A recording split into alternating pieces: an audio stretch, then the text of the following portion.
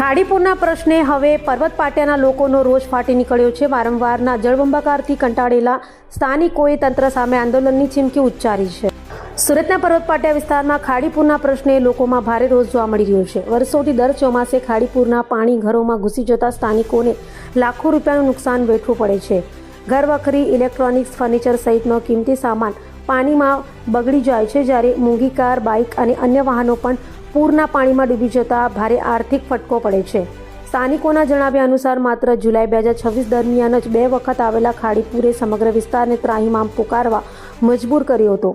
ઋષિ વિહાર, સત્યમ શિવમ સુંદરમ, માધવબાગ, નંદનવન, વૃંદાવન, શ્રી વર્ધન row house, Ranchhodnagar, Shantinagar, Ganeshnagar અને SK નગર સહિતના વિસ્તારોના રહીશો હવે એકજૂટ થયા છે। લોકોનો આક્ષેપ છે કે ટેક્સટાઇલ માર્કેટોના દબાણો અને ખાડી પર થયેલા અતિક્રમણો સામે તંત્ર કોઈ અસરકારક કાર્યવાહી કરતું નથી। સાથે જ વાલક ખાડીને ડાયવર્ટ કરવાના નિર્ણય બાદ અડધા સુરત પર ખાડીપુરનું જોખમ વધી ગયું હોવાનું પણ સ્થાનિકોનો દાવો છે। રહીશોએ સ્પષ્ટ ચેતવણી આપી છે કે જો તંત્ર તાત્કાલિક ખાડીનું ડીપનિંગ, અતિક્રમણ દૂર કરવાની કામગીરી અને કાયમી ઉકેલ માટે પગલાં નહીં ભરે તો હવે માત્ર રજૂઆત નહીં પરંતુ ઉગ્ર આંદોલનનો માર્ગ અપનાવવામાં આવશે। સુમિત રબારી। અશોકભાઈ, કઈ રીતની સમસ્યા? સુરત શહેરમાં અમે પર્વત પાટિયા એરિયામાં માધવબાગ વિસ્તારમાં રહીએ છીએ। દિલ્હીનું આંદોલનનું સ્થળ એટલે જંતર મંતર અને ખાડીપુરનું આંદોલનનું સ્થળ એટલે માધવબાગ સોસાયટી પર્વત પાટિયા। માધવબાગ સોસાયટી છેલ્લા 25 વર્ષથી પાણીથી હેરાન થઈ રહી છે। તંત્રને અપીલ કરી છે, સરકારને અપીલ કરી છે, રિસ્પોન્સિબિલિટી આવતી નથી। 2024 થી 2027 સુધી સમિતિ રચાઈ છે। 2024 થી સમિતિ જ ચાલુ છે, સમિતિ હજુ કઈ કર્યું નથી। સરકાર એમ કહે છે કે અમે પાકિસ્તાનમાં જતું સિંધુનું પાણી અટકાવી દઈએ, તો આ ખાડી તો સુરત જિલ્લાની નાની છે। સુરત જિલ્લાનું આ પાણી તો સિંધુ નદીના બરોબરમાં તો 1% નથી। એટલે સરકારને અપીલ છે કે સિંધુનું પાણી નહીં અટકાવવું, ખાડીનું પાણી અટકાવો, તંત્રને જગાવો। અને તંત્રને જે કાલે આપણા ગુજરાતના મુખ્યમંત્રીએ 1500 કરોડ 500 કરોડ ને એમ કીધું કે ભાઈ 1500 કરોડ અમે વાપરી દઈશું, પણ ઉપરથી ગાંધીનગરથી નીકળતા સુરત 400-500 કિલોમીટર અંદાજિત આવતા 1500 કરોડમાંથી વધતું કંઈ નથી। અને ખાડીની સ્થિતિ એની એ જ છે અને દર વર્ષે સમિતિ જ રચાય છે। તો સરકારને એક જ અપીલ છે, તમે દિલ્હીનું જંતર મંતર સ્થળ ના કરો। અમારે તો અહીંયા સરકાર, ગુજરાત સરકારે, અમારું દિલ્હીમાં ગુજરાત સરકાર જ બેઠી છે, મોદી સાહેબ બેઠા ગુજરાત સરકાર। તો અમારે એક જ અપીલ છે કે તમે ખાલી નિવારણ લાવો। અમારે કોઈ જંતર મંતરે નથી કરવું કે કોઈ દંગા પ્રસાદે નથી કરવા, પણ એલર્ટ આપીએ છીએ કે કરશું ખરા, તમે કોઈ નિવારણ નહીં લાવો। 5 વર્ષથી સમિતિ રચાઈ છે, એટલે સિંધુનું પાણી સાહેબ અટકાવો, પણ આ ખાડીપુર તો અટકાવો। મારું નામ નીલમબેન છે।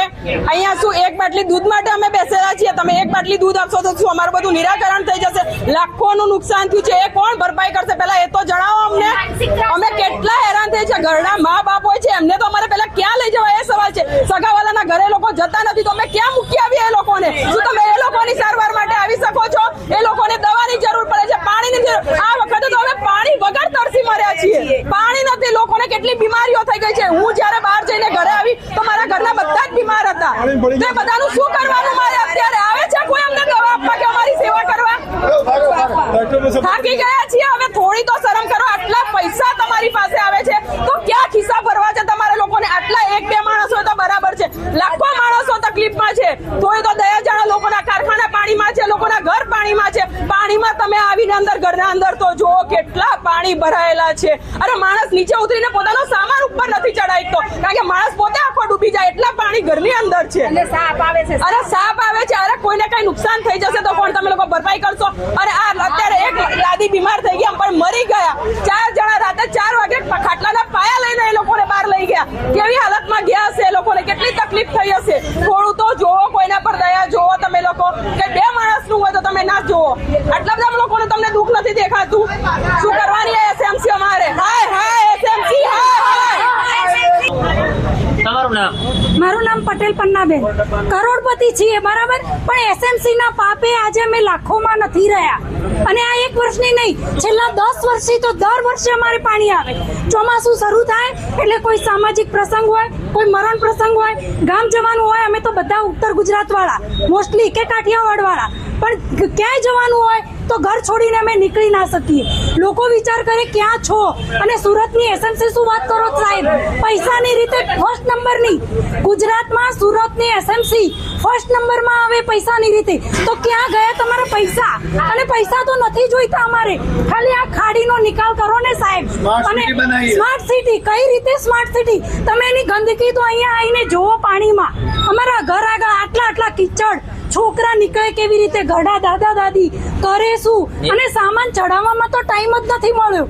એક અડધા કલાકમાં પાર્કિંગમાંથી અડધા કલાકમાં અમારા ઘરમાં પાણી આવ્યું છે. સામાન ચડાવીએ, વ્હીકલો બહાર મૂકીએ કે કરીએ શું? બધાની 4 વ્હીલો 2 વ્હીલો બધી જ પાણીમાં ડૂબી છે.